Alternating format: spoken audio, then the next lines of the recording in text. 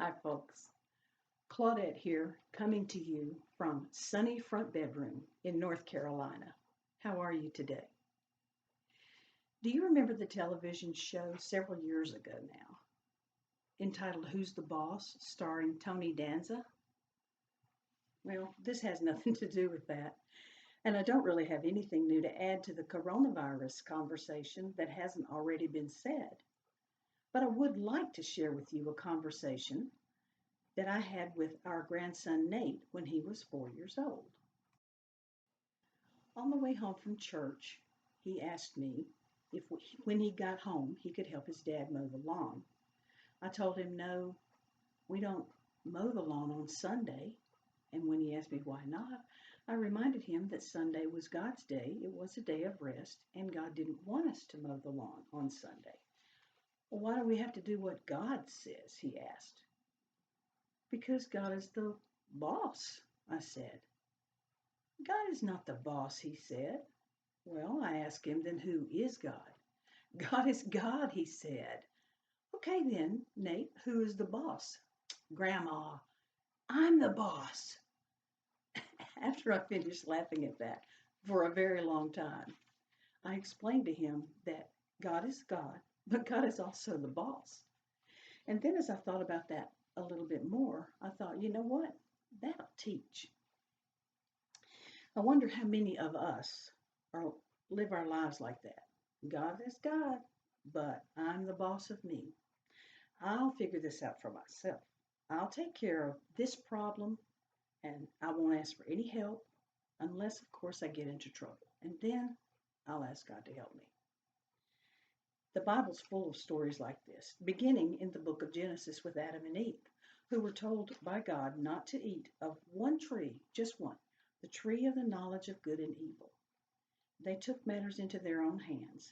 They did not listen to God, and they made a bad decision that affected their lives and our lives forever.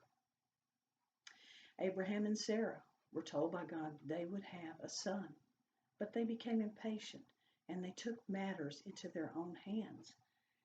That didn't turn out very well for their family, and it hasn't turned out very well at all for the generations of God's chosen people since then. Of course, we all know the story of King David, the man after God's own heart, right? David allowed lust to become his boss, and he made a huge mess of his life. He committed adultery, and then he committed murder to cover up the adultery. When he was confronted by Nathan the prophet, David confessed and repented of his evil deeds. But because he had taken matters into his own blood-covered hands, God sent a message through Nathan that while he was forgiven, his life nor the lives of his family members would ever be the same. All because David made a conscious decision to be his own man, and he did not consult with or cling to the very God he loved with all of his heart. How sad. And there's even one fellow in the scriptures who had to be reminded he was the boss by a donkey. There are more. The Bible is full of folks who have taken unauthorized authority over their lives. So at least we're in good company, right? But hold on. Don't despair. There is good news. God uses flawed people to accomplish his will. In the book of Isaiah, particularly in the latter chapters, God said it over and over. I am the Lord. There is no other. Besides me, there is no God. That verse is found in Isaiah chapter 45, verse 5. Do I struggle with letting God be the boss? I do. As the oldest of five siblings, I was often in charge of the youngest of the siblings. I helped to dress them, I changed their diapers, I fed them, I babysat them, and I even spanked them when they misbehaved. So early on, I was in control, right? That's one of the personality traits of a firstborn child, they tell me.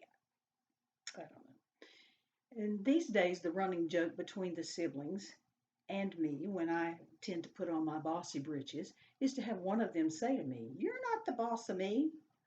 That's just so cute. I'm going to let them keep thinking that. After I became a Christian, it took me too many years and too many broken moments in my life to understand that I really am not in control of my destiny. While I've ultimately come to embrace the truth that God is in control, and life is so much better when I back up and let Him work, I often wonder how many times He'll have to say it to me before I truly get the message. Having experienced the defeat of making my own impulsive decisions and watching not only myself but loved ones suffer because I didn't just back off and let God handle the situation, I sure pray it's sooner than later that I get that message. I really do believe God is in control. I believe He's in control of me. I know He knows what's best for me. God is the boss of me. When I'm tempted to step into that position, I should remember that it's best if I stop, drop, and pray through a situation and let God be the boss. The Bible has taught me so much in the many years I've trusted God.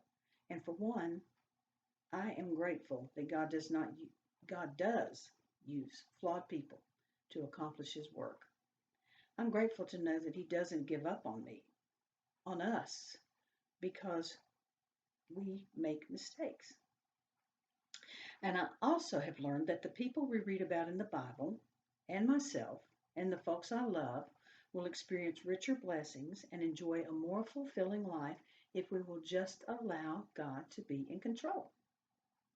And by the way, Nate really did think he was the boss.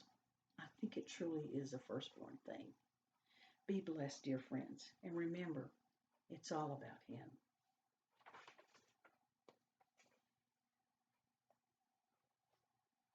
Have a great day.